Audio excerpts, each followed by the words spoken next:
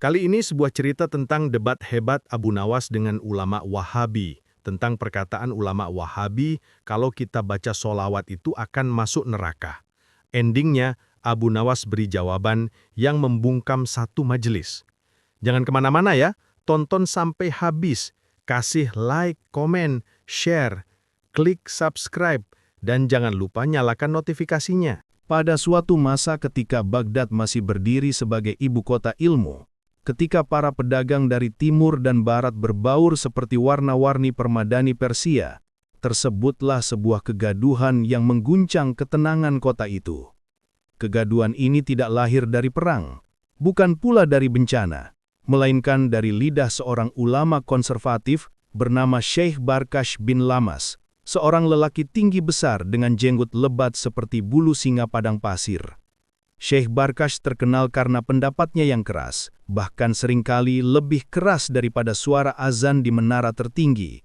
Ia mengajar di sebuah madrasah tua dekat Pasar Al-Mahfud, tempat para murid duduk berdesakan bagaikan burung pipit di pagar malam. Pada suatu pagi yang masih diselimuti embun, ketika para pedagang baru saja membuka gulungan kain sutra mereka, Barkash berdiri di tengah majelisnya, mengangkat tongkat kayu panjang yang menjadi lambang wibawanya, lalu berseru lantang, "Wahai manusia, ketahuilah bahwa siapapun yang membaca sholawat kepada Nabi, apabila ia melakukannya sebagai pujian kepada manusia, maka ia berjalan menuju jalan sesat, dan neraka lebih layak baginya." Para murid terkejut. Sebagian menelan ludah, sebagian lain memandang satu sama lain dengan kebingungan yang menggetarkan. "Apakah benar demikian, Guru?" tanya salah seorang murid yang masih belia. Barkash menghentakkan tongkatnya ke lantai. "Benar, sebab memuji manusia adalah menyalahi tujuan ibadah, dan siapa yang melakukannya berarti ia tidak mengagungkan Tuhan sebagaimana mestinya." Ucapan itu meluncur seperti anak panah yang membelah udara, dan seperti panah pula, ia menancap ke berbagai tempat di Baghdad, ke warung roti pipih di tepi sungai, ke karavan pedagang rempah, ke telinga para perempuan yang mengisi kendi air, hingga ke serambi para kiai sepuh yang memandang dengan cemas. Kota Baghdad gempar. Karena selama ini membaca selawat adalah sesuatu yang biasa dilakukan, termasuk oleh para saudagar, para musafir, bahkan oleh anak-anak kecil ketika menjelang tidur. Maka berkatalah para penduduk di pasar, "Apakah kita ini telah tersesat selama ini? Apakah kita telah mengundang murka Tuhan tanpa kita sadari? Jika demikian, mengapa para ulama terdahulu tidak memperingatkan kita?" Bisikan-bisikan itu seperti angin yang membawa debu, menyebar cepat dan membuat mata perih. Tidak ada yang tahu mana benar, mana salah. Kegelisahan tumbuh seperti rumput liar setelah hujan. Kabar itu akhirnya sampai kepada Abu Nawas. Ia sedang duduk di beranda rumahnya yang sederhana, menikmati secangkir teh panas yang aromanya lembut seperti pagi hari. Abu Nawas, lelaki kurus dengan mata jernih dan senyum abadi, adalah orang yang dikenal masyarakat bukan hanya sebagai penyair, tetapi juga sebagai sosok bijak yang mampu menembus kusutnya persoalan tanpa menghunus pedang. Seorang pemuda datang tergopoh-gopoh. "Wahai Abu, telah terjadi kegaduhan besar. Syekh Barkash mengumumkan bahwa pembaca selawat adalah calon penghuni neraka." Abu Nawas meletakkan cangkirnya perlahan. Alisnya terangkat sedikit. Matanya menyipit seperti nelayan yang melihat gelombang aneh dari kejauhan.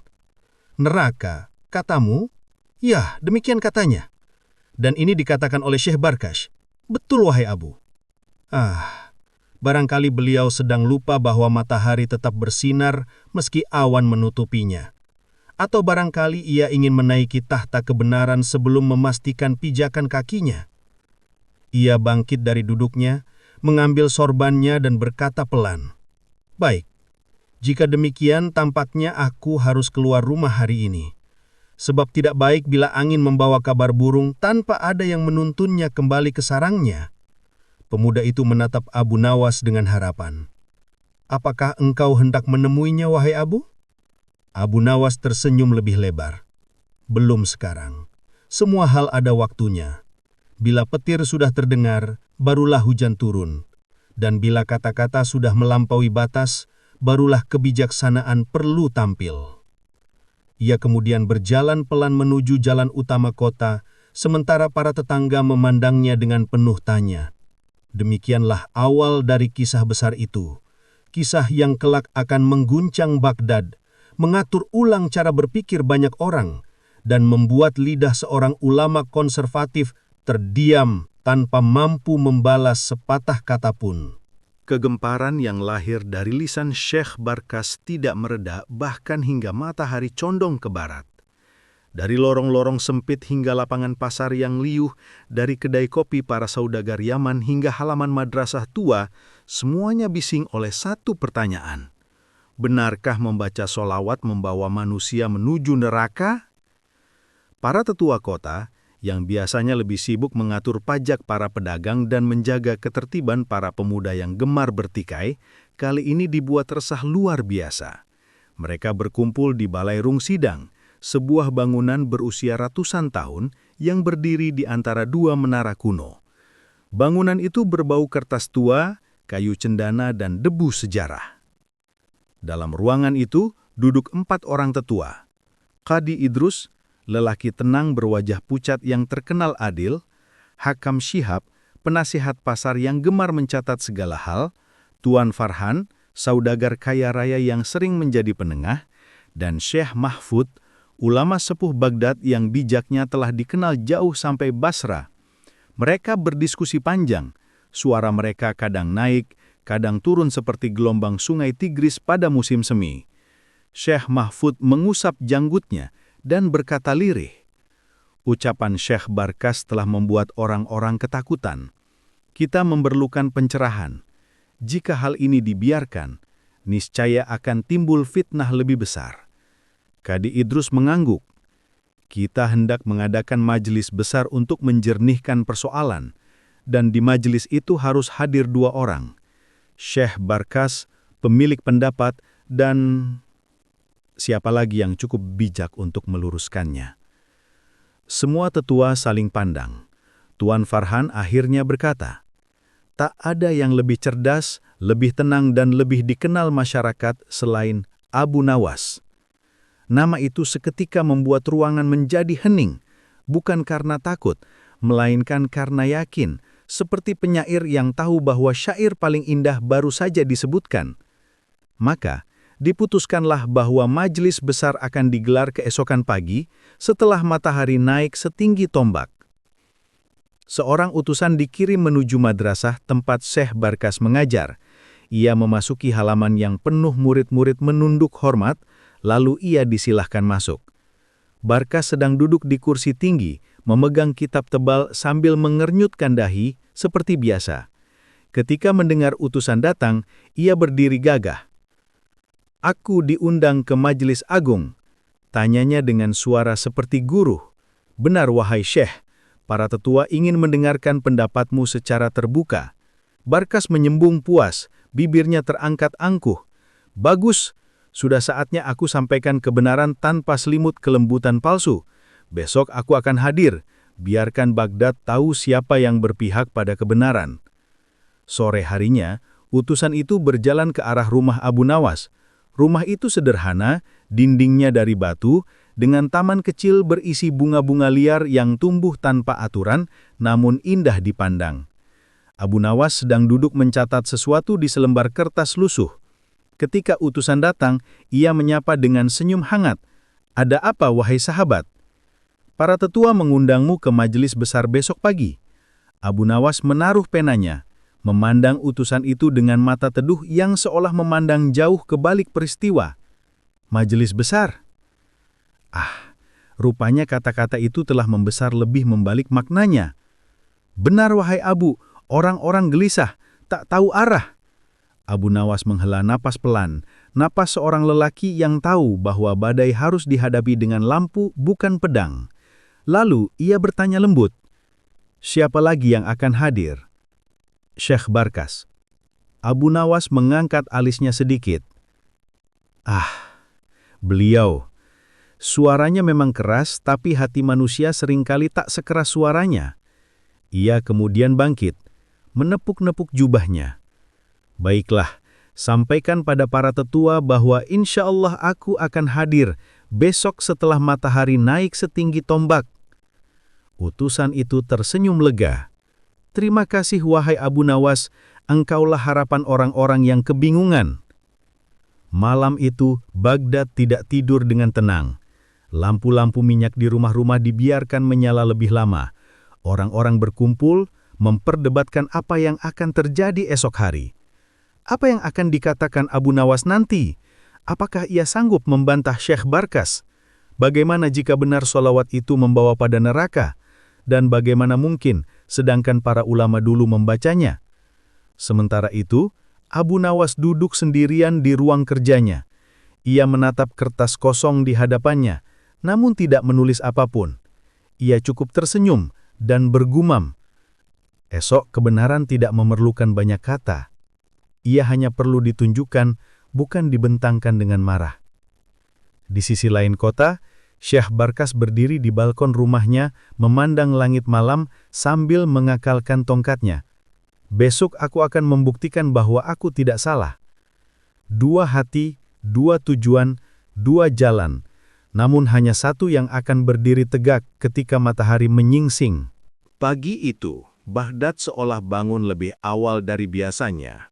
Matahari baru saja menampakkan sinarnya, tetapi jalan-jalan sudah dipenuhi orang yang berjalan berbondong-bondong menuju masjid tua di pusat kota.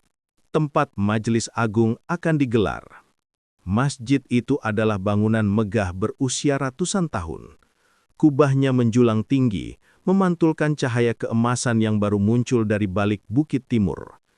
Di depannya terbentang halaman luas berlapis batu, tempat para pedagang biasa menjajakan kurma atau rempah pada hari-hari biasa. Namun hari ini, lapangan itu disucikan oleh rasa penasaran dan kegelisahan warga. Syekh Barkas datang lebih awal, sebagaimana kebiasaannya menunjukkan wibawa. Ia turun dari kudanya yang besar, jubahnya berkibar seperti bendera perang. Para murid mengiringinya dari belakang sambil membawa kitab-kitab tebal dan tongkat-tongkat pendek sebagai lambang kelompok pengajar. Ketika Syekh Barkas memasuki halaman masjid, orang-orang otomatis membuka jalan, bukan karena hormat semata, melainkan karena suara langkahnya yang berat seolah menggetarkan batu-batu lantai. "Assalamualaikum," serunya dengan suara lantang yang membuat burung-burung di genteng terbang kaget. "Waalaikumsalam, wahai Syekh," jawab orang-orang dengan serentak. Barkas menengok ke sekeliling dengan tatapan penuh kemenangan, seakan-akan ia akan memulai perang gagasan dan yakin akan memenangkannya. Kedatangan Abu Nawas berbeda jauh dari itu. Ia tiba ketika matahari sudah naik, membawa sinar lembut. Ia tidak menunggang kuda, tidak pula membawa rombongan murid. Ia berjalan kaki, jubahnya sederhana, sorbannya menutupi sebagian wajah dari sinar matahari.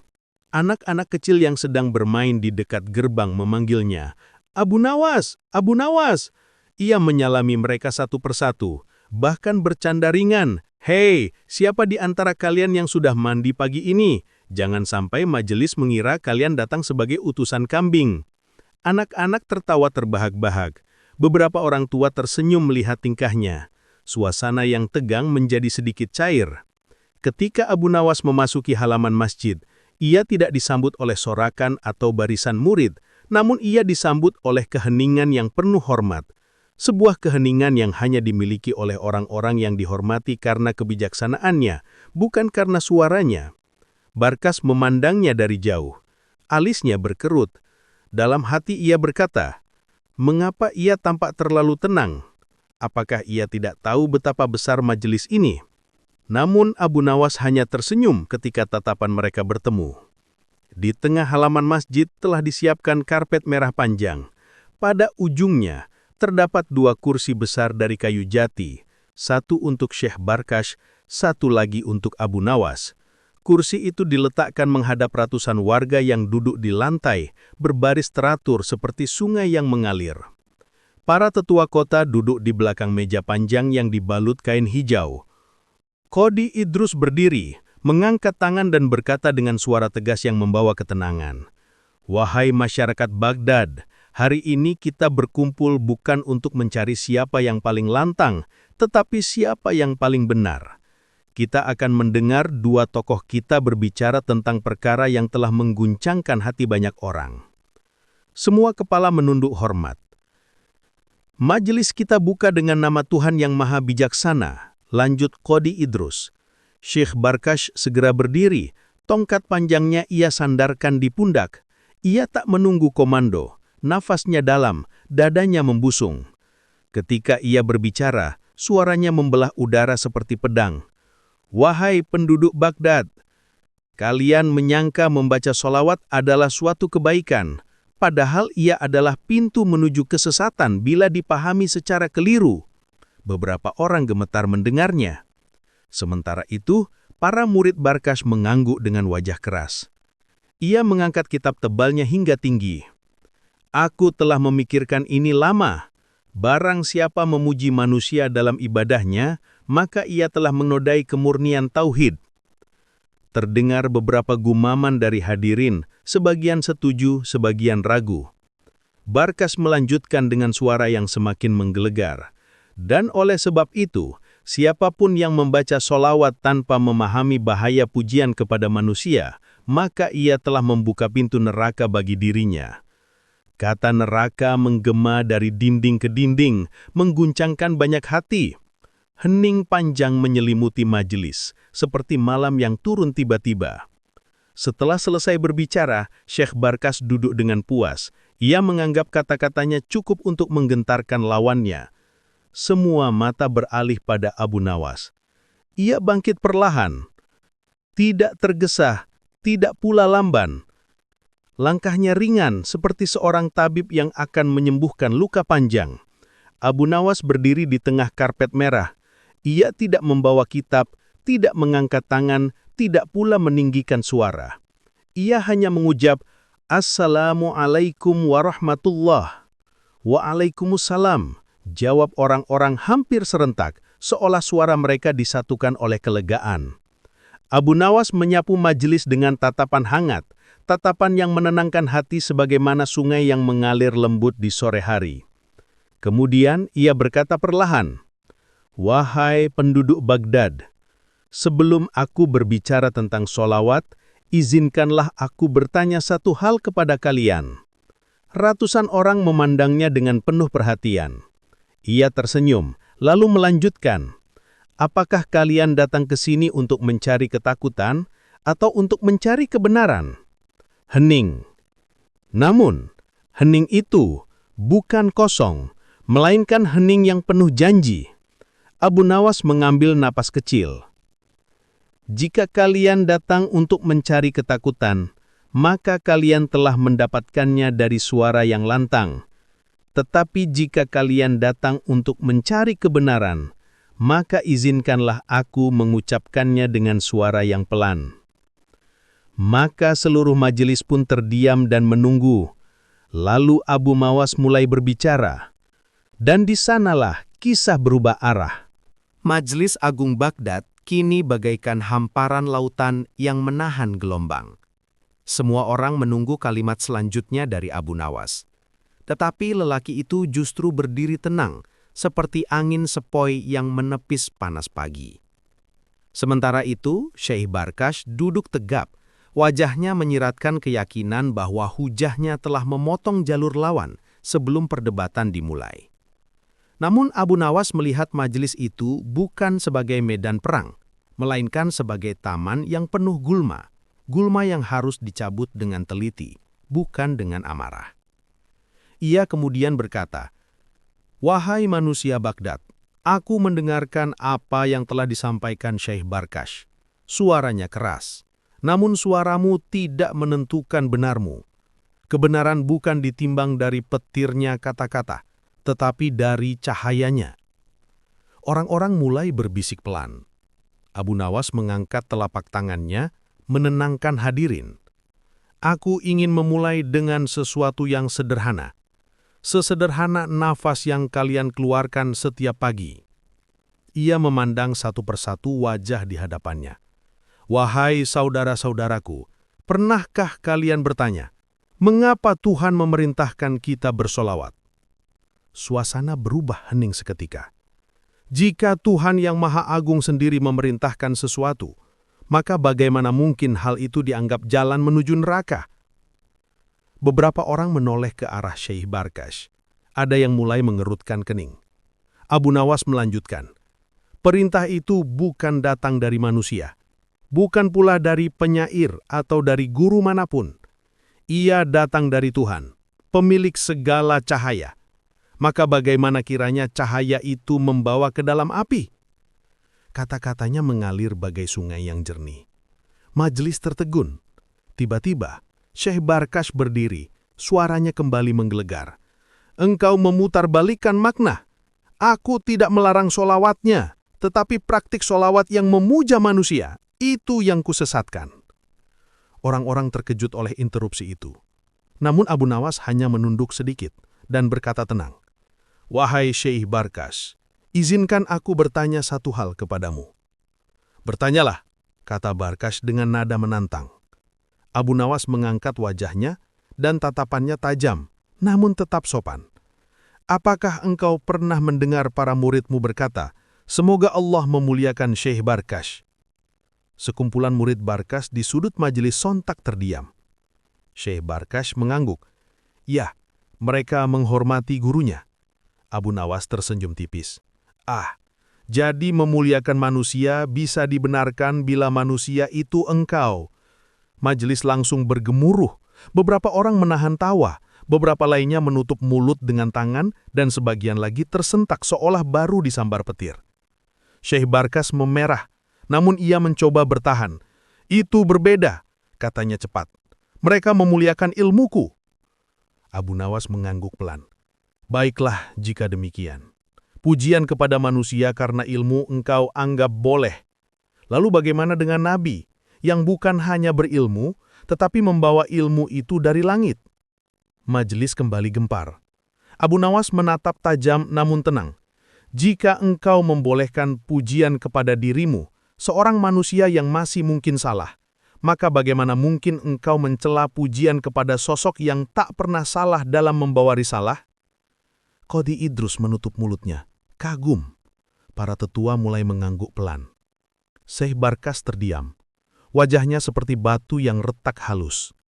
Abu Nawas melangkah maju, mendekat ke pusat majelis. Suaranya kini sedikit lebih kuat, cukup untuk menembus jantung setiap pendengar, namun masih mengandung kelembutan yang tak bisa ditolak. Wahai Syekh Barkash, aku hendak bertanya sekali lagi. Ia menatap langsung ke arah Barkash. Siapakah manusia pertama yang membaca solawat? Barkash menelan saliva. Para sahabat, jawabnya perlahan. Abu Nawas mengangguk seperti guru yang mendengarkan jawaban murid. Jika benar demikian, maka apakah engkau hendak mengatakan bahwa para sahabat telah membuka pintu neraka bagi diri mereka? Majelis terdiam. Tak ada suara, tak ada gerak. Bahkan angin pun seolah berhenti. Kalimat itu jatuh seperti palu yang menghantam batu. Syekh Barkash tidak memiliki kata-kata. Ia membuka mulut, namun tak ada suara yang keluar. Tongkatnya bergetar di tangan. Abu Nawas kemudian berkata lembut seperti seorang ayah yang menuntun anak tersesat. Wahai manusia Baghdad, ketahuilah bahwa solawat bukan api yang membakar. Ia adalah doa, dan doa adalah keharuman hati. Barang siapa membacanya, ia bukan berjalan menuju neraka, melainkan menuju rahmat. Warga Baghdad menunduk. Ada yang menangis, ada yang tersenyum lega, ada yang merasa seolah kabut panjang akhirnya tersibak. Syekh Barkash tak lagi bisa berdiri tegak. Ia jatuh terduduk perlahan, menutup wajahnya dengan tangan. Majelis melihat itu, dan mereka tahu bahwa kebenaran telah muncul, bukan dengan pedang, tetapi dengan cahaya. Langit Baghdad siang itu terasa lebih biru, tetapi di halaman masjid suasana tetap pekat oleh ketegangan yang belum reda. Kata-kata Abu Nawas masih menggantung di udara, seperti gema yang enggan memudar. Syekh Barkash duduk di kursinya, wajahnya tertunduk. Tongkat yang biasanya ia genggam dengan penuh kesombongan, kini hanya tergeletak di samping kakinya. Murid-muridnya saling pandang, tidak tahu harus menyemangati atau ikut diam. Para tetua kota tampak termenung, mereka baru saja menyaksikan sesuatu yang jarang terjadi. Seorang ulama keras yang biasanya tak terbantahkan, kini terpojok oleh kata-kata yang lembut namun tajam. Di tengah keheningan itu, Abu Nawas kembali berdiri. Ia menatap majelis lalu berkata, "Wahai hadirin sekalian, aku bukan datang untuk merendahkan siapapun. Aku datang karena kata-kata yang keliru bila dibiarkan akan bertunas menjadi fitnah." Ia berjalan pelan di atas karpet merah, gerakannya bagai bayangan yang melintas tanpa mengusik debu. Sesungguhnya, apa yang menyebabkan manusia tersesat bukanlah doa, tetapi pemahaman yang sombong. Beberapa hadirin mengangguk setuju. Abu Nawas berhenti tepat di tengah-tengah majelis. Ia mengangkat tangannya sedikit lalu bertanya, "Wahai Syekh Barkash, izinkan aku bertanya, apakah engkau pernah membaca salawat?" Pertanyaan sederhana itu membuat banyak orang terperanjat, bahkan beberapa murid Barkash spontan menoleh ke arah gurunya. Syekh Barkash mengangkat wajahnya, lalu menjawab lirih, "Pernah." Abu Nawas tersenyum bijak, "Kalau begitu, apakah engkau memasukkan dirimu sendiri ke dalam neraka?" Majelis sontak riuh, seorang lelaki tua menepuk lututnya sambil berkata, "Allahu Akbar, jawaban apa lagi yang tersisa?" Para wanita yang duduk di bagian terpisah mulai berbisik haruh. Syekh Barkash memejamkan mata. Ia tidak menemukan jalan keluar dari pertanyaan itu sebab kebenaran yang sederhana lebih berat ditanggung daripada 1000 argumen. Abu Nawas kemudian menoleh pada seluruh penduduk. "Wahai saudara-saudaraku, salawat adalah doa, dan doa adalah jembatan antara kita dengan rahmat Tuhan. Jika seseorang berkata bahwa doa akan menjerumuskan, maka sungguh ia telah menuduh rahmat sebagai murka." Kata-katanya mengalir seperti aliran air murni dari mata air di pegunungan. Salawat bukanlah pujian kepada manusia semata. Ia adalah bentuk cinta, bentuk kesyukuran kepada Nabi yang membawa cahaya dalam kehidupan kita. Bukankah manusia memuji matahari karena sinarnya? Lalu, bagaimana kita tidak memuji Rasul yang membawa petunjuk? Majelis mulai bergetar oleh kata-kata yang indah itu. Anak-anak muda menatap Abu Nawas seolah melihat hikmah berwujud manusia. Abu Nawas kembali memandang Syekh Barkash bukan dengan kemarahan, melainkan dengan iba. "Wahai Syekh, engkau tidak jahat, engkau hanya keras. Kadang hati yang keras bukan karena kesombongan tetapi karena takut salah." Barkash terkejut, kata-kata itu menghantam hatinya lebih dalam daripada hujah apapun. Abu Nawas mendekat, berbicara lembut, "Sungguh, tidak ada manusia yang selalu benar, bahkan para nabi pun diuji, maka mengakui kekeliruan bukanlah kehinaan, melainkan kemenangan atas diri sendiri." Para tetua tersentuh. Qadi Idrus bahkan menunduk lama meresapi kalimat itu. Syekh Barkash akhirnya menghela napas panjang, napas yang penuh penyesalan namun juga kelegaan. Ia berdiri meskipun lututnya bergetar. "Wahai Abu Nawas," katanya lirih, Aku tidak mengira bahwa kata-kataku bisa menyesatkan begitu banyak orang. Aku hanya ingin menjaga kemurnian ibadah." Abu Nawas meletakkan tangannya di dada, memberi hormat kecil. "Niatmu baik, wahai Syekh. Tetapi kebaikan tanpa kebijaksanaan adalah pedang tanpa sarung, mudah melukai banyak tangan." Barkash menunduk, air mata mengalir di pipinya menghapus kesombongan yang selama ini ia simpan. Warga Baghdad merasa seolah tirai tebal telah ditarik dari mata mereka. Kegelisahan yang menghantui hati sejak kemarin perlahan memudar, digantikan sinar harapan. Salah seorang wanita berseru, "Segala puji bagi Tuhan, aku bisa kembali membaca salawat tanpa takut." Seorang lelaki tua menangis sambil memeluk cucunya. Di sekeliling masjid, orang-orang saling menatap dengan rasa lega, seolah beban yang tak terlihat telah jatuh dari bahu mereka. Abu Nawas mengangkat tangan, memberi tanda agar majelis kembali tenang. Lalu ia berkata, "Perbedaan pendapat adalah hal biasa, tetapi memecahkan kedamaian dengan ketakutan adalah hal yang berbahaya. Maka hari ini marilah kita tutup pintu gelisah dan membuka pintu ilmu. Suasana majelis berubah menjadi teduh, seakan-akan angin Baghdad sendiri mengangguk menyetujui. Syekh Barkash kembali duduk, namun kali ini tanpa kesombongan. Wajahnya melembut dan suaranya berubah menjadi lirih. "Terima kasih, wahai Abu Nawas." Dengan begitu, majelis memasuki babak baru. Senja turun perlahan di atas langit Baghdad, menghamparkan warna emas di seluruh kota. Cahaya matahari terakhir menembus jendela besar masjid dan jatuh tepat ke tengah majelis, seolah langit sendiri ingin menyaksikan akhir perdebatan yang menegangkan ini.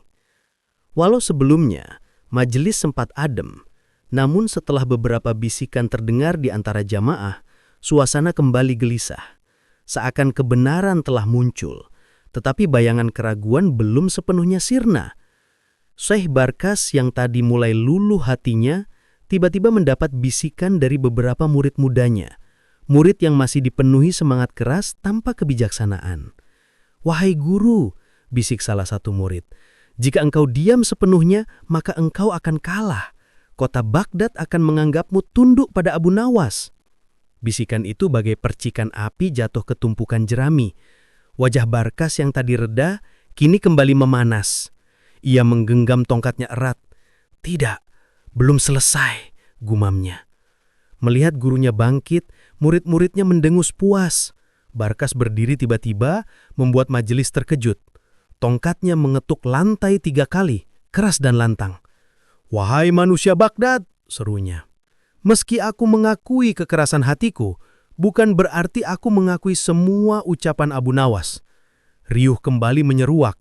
Beberapa orang yang sempat lega, kini kembali cemas. Abu Nawas memandang Barkash tanpa gusar, seperti seorang ayah memandang anak yang masih belum selesai belajar. Barkash mengangkat dagunya. "Sholawat adalah doa, benar. Namun aku mengatakan, banyak manusia melampaui batas dalam memujinya. Mereka memuja Nabi seperti memuja Tuhan, dan ini adalah kesesatan yang berbahaya." Majelis bergolak. Orang-orang saling berbisik. Beberapa mulai resah kembali. Melihat itu Barkash semakin berani. "Engkau Abu Nawas, terlalu lembut, terlalu longgar. Itu yang membuat umat rusak." Murid-muridnya berseru kecil mendukung. Namun para tetua masjid menatap dengan kecewa. Mereka melihat bukan hikmah, melainkan ego yang kembali bangkit. Abu Nawas berdiri, langkahnya pelan, namun setiap hentakannya menenangkan majelis. Ia tidak tampak marah. Tidak pula tersinggung, ia justru tampak prihatin. Ketika tiba tepat di depan Barkash, ia mengucapkan satu kalimat yang sangat lembut. "Wahai Syekh, engkau kembali mengangkat pedangmu. Namun pedang itu kini mengarah kepada dirimu sendiri." Barkash lengernyit. "Apa maksudmu?" Abu Nawas mengangkat tangan, memberi isyarat agar majelis hening. "Engkau mengatakan manusia melampaui batas dalam memuji Nabi. Tetapi tidakkah engkau sendiri melampaui batas ketika memvonis sesuatu sebagai neraka tanpa dalil yang pasti?" Bisik-bisik memuat. Beberapa murid Barkash menelan ludah. Abu Nawas melanjutkan, suaranya seperti air jernih yang menetes perlahan namun menghantam batu. "Tuhan tidak pernah berkata demikian. Nabi tidak pernah berkata demikian. Para sahabat tidak pernah berkata demikian. Maka siapa yang memberi engkau kuasa untuk memastikan apa yang Tuhan tidak pastikan?" Kalimat itu menusuk namun lembut, tajam namun tidak kasar. Syekh Barkash terdiam. Abu Nawas kemudian menoleh ke arah seluruh majelis. "Wahai manusia Baghdad, memuji Nabi itu bukan menuhankan beliau, karena Tuhan tetap satu dan Nabi tetap hamba." Ia menatap para murid Barkash yang tampak labil. "Jika ada yang memuji Nabi berlebihan, maka tugas kita mendidik mereka, bukan menakut-nakuti mereka dengan neraka." Para tetua kota mengangguk pelan, penuh wibawa. "Dan ketahuilah, menghormati Nabi itu tidak akan menjadikan kita sesat. Yang membuat kita sesat adalah rasa paling benar." Syekh Barkash menggigit bibirnya. Kata-kata itu mengenai tepat sasaran. Abu Nawas maju setapak lagi, lalu berkata dengan suara yang sangat lembut namun menggetarkan seluruh ruang. "Engkau keras agar orang takut pada kesalahan. Tapi aku lembut agar orang mencintai kebenaran. Dan cinta selalu lebih kuat daripada ketakutan. Majelis bergemuruh pelan, bukan bising melainkan haru. Beberapa murid Barkas menundukkan wajah, beberapa bahkan tampak menitikan air mata. Syekh Barkas sendiri tampak goyah. Tongkatnya bergetar di tangannya. Bibirnya terbuka namun tidak ada suara keluar. Abu Nawas kemudian berkata, "Dan ingatlah, orang yang menakut-nakuti umat dengan neraka, tanpa ilmu, justru sedang membuka jalan neraka bagi dirinya sendiri." Majelis terhenyak. Kalimat itu bukan hinaan, namun peringatan, sekeras palu, seterang matahari. Tubuh Barkas melemah. Ia jatuh berlutut perlahan, kedua tangannya menutup wajahnya. Tak seorang pun bersuara. Hanya suara angin senja yang masuk lewat jendela besar. Abu Nawas menatapnya dengan iba. "Wahai Syekh, engkau tidak kalah. Engkau baru saja menang dari dirimu sendiri, dan itu kemenangan terbaik yang bisa dicapai seorang manusia." Air mata Barkas jatuh bersamaan dengan matahari yang tenggelam. Malam turun perlahan di Baghdad, membawa hawa sejuk yang menyelinap ke dalam masjid besar tempat majelis itu berlangsung. Lampu-lampu minyak mulai dinyalakan, memantulkan cahaya kuning yang menari-nari di dinding batu. Warga Baghdad enggan beranjak karena mereka merasa berada di ambang sejarah, sebuah penutup yang kelak akan diceritakan kepada cucu-cucu mereka. Di tengah majelis, Syekh Barkas masih berlutut. Sekarang bukan lagi karena kalah dalam debat, tetapi karena hatinya mulai melepas genggaman sombong yang selama ini mengikatnya. Abu Nawas berdiri di hadapan semua, wajahnya tenang, matanya lembut seperti cahaya bulan. Qadhi Idrus, para tetua, dan seluruh hadirin menunggu satu hal. Jawaban pamungkas Abu Nawas. Sebuah jawaban yang bukan hanya membantah, melainkan menyembuhkan. Abu Nawas membuka kedua tangannya seperti seorang guru yang hendak memberi pelajaran terakhir. "Wahai manusia Baghdad dan wahai Syekh Barkas, ketahuilah bahwa ilmu bukanlah kemarahan dan kebenaran bukanlah tombak. Ilmu adalah cahaya, dan cahaya tidak pernah memukul siapapun." Suasana hening. Hanya lampu minyak yang berderik seakan ikut menunduk hormat. Abu Nawas berkata, "Dahulu, di antara kaum Bani Israel, ada seorang lelaki yang selalu berbuat baik, selalu menolong tetangga, tetapi ia tidak banyak memahami kitab. Lalu ada pula seorang yang hafal kitabnya, tetapi ia sombong dan meremehkan semua orang." Ia berhenti sejenak, menatap para murid Barkas yang mulai tersentuh. Dan ketika keduanya meninggal, Tuhan lebih memuliakan yang tidak banyak tahu, namun hatinya baik, daripada yang berilmu tetapi hatinya beku. Majelis mengangguk perlahan. Barkas mulai menangis pelan. Abu Nawas kemudian mendekat, berdiri di titik paling tengah seperti pusat cahaya di ruangan itu. Ia berkata, "Dan kini aku jawab dengan tegas, wahai manusia Baghdad." Semua orang menahan napas. Abu Nawas melanjutkan dengan suara yang jernih dan bergetar lembut.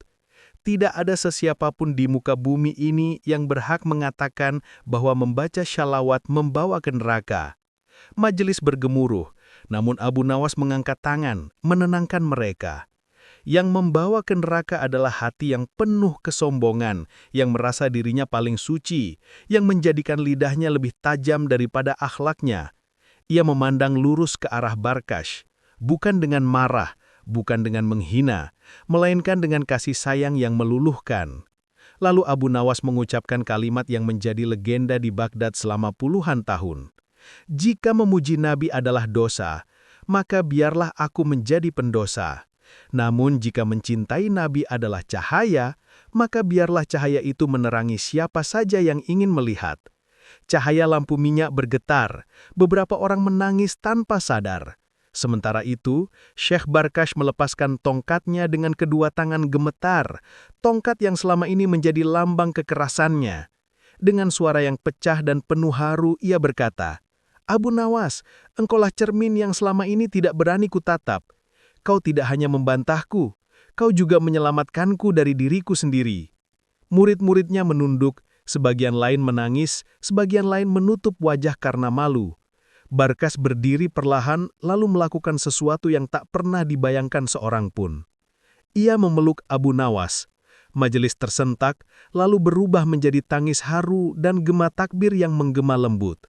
Setelah suasana mereda, Abu Nawas berkata, "Wahai saudara-saudaraku, jangan jadikan ilmu sebagai pagar yang memenjarakan hati. Jadikan ilmu sebagai kebun yang menumbuhkan kedamaian." Ia menunduk hormat. "Mulai malam ini, jangan lagi menyebarkan rasa takut. Sebarkanlah cinta, karena cinta adalah jalan terdekat menuju Tuhan." Majelis berdiri serentak. Para tetua mengusap air mata. Qodhi Idrus tersenyum lega. Warga Baghdad pulang membawa hati yang terang. Dan sejak malam itu, di setiap rumah Baghdad, shalawat mengalir seperti angin sejuk malam, tanpa rasa takut, tanpa fitnah, tanpa ancaman. Hanya ketenangan, hanya cinta, hanya cahaya.